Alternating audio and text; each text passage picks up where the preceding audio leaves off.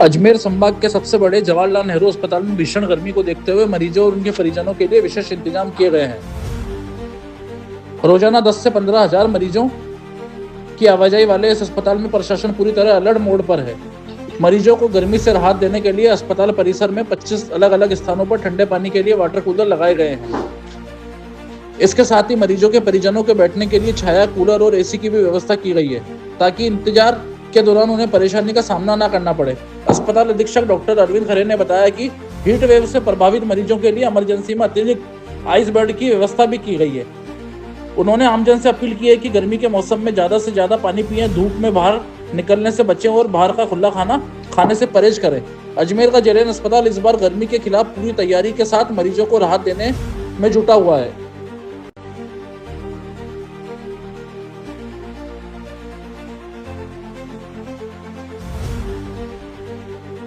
अभी वर्तमान में जवाहरलाल नेहरू चिकित्सालय के अंदर जो यहाँ पर अस्पताल में रोजाना 5 से 10 हजार मरीज यहाँ पर लोग बाग रहते हैं। यहाँ पर करीब 1500 बेड का अस्पताल है, इतने रहते हैं। तो यहाँ पर मरीजों के गर्मी में कोई असुविधा ना हो, उसके लिए हमने पूरे सब जगह पूरे वार्डों के अंदर वहाँ पर एसी और कूलर चालू कराए, जिससे कि मरीजों को थोड़ा सा टेम्परेचर मेंटेन रहे। कैजुअलिटी वार्ड है, उसके अंदर भी हमने टेम्परेचर को मेंटेन करने के लिए हमने एसी के प्रोटेक्शन लगा रखा है। उसके अलावा सबसे बड़ी दिक्कत है पीने के पानी। तो पीने के पानी के लिए हमें जगह जगह वाटर कूलर को, कुछ जो पुराने वाटर कूलर थे उनको साफ सफाई करा के उसकी कूलिंग को पूरा इंश्योर कर लिया।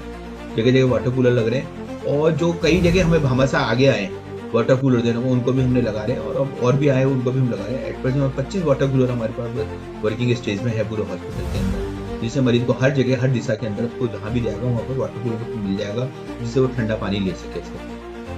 रही बात हीट वेव से अगर मरीज अभी कोई इससे पीड़ित मरीज आना नहीं शुरू हुए, लेकिन हमने पूरी तैयारी कर रखी है यहाँ पर। अगर वर्तमान में कोई भी अगर हीट वेव से पीड़ित व्यक्ति आता है, तो उस वाले व्यक्ति के लिए हमने यहाँ पर क्या कि कैजुअलिटी के अंदर आइस की व्यवस्था कर रखी है, आइस पैक की व्यवस्था कर रखी है, एक थर्मामीटर रखा है, 10 बेड हमने रिजर्व कर रखे हैं यहाँ पर, पूरा एयर कंडीशन को टेम्परेचर को मेंटेन करके रख रखा है। एक पूरा सेक्शन बना रखा है हमने कि हीट वेव से कोई रिलेटेड है। दूसरा मेरा एक आम पब्लिक से निवेदन यही है कि भरी गर्मी के अंदर आप कम से कम निकले, खुले और जो बाजार में फल है उनको ना खाएं। जो भी फल लेके जाएं घर पे साफ सुथरा करके काट के फिर खाएं, और बाजार में जो खुले मिलते हैं वो ना खाएं। दूसरा क्या है, आवश्यकता हो तभी निकले और भरी धूप में ना निकले। अगर तुम्हें निकलना भी है तो सिर को ढक के निकले और पानी का भरपूर सेवन करें। वर्तमान में एटलीस्ट कम से कम 3 से 4 लीटर पानी आपको रोज पीना ही है। अदरवाइज क्या होता है, जो हीट स्ट्रोक और हीट की प्रॉब्लम होती है वो पानी की कमी करनी होती है। यही मेरा सबसे निकला है। बैठने की व्यवस्था को लेकर नेट की व्यवस्था करी है। तो अब इसके अंदर में क्या है कि अस्पताल में मरीजों के लिए तो व्यवस्था है, लेकिन मरीजों को परिजनों के लिए हमारे पास में इस समय कोई विश्राम स्थली नहीं है।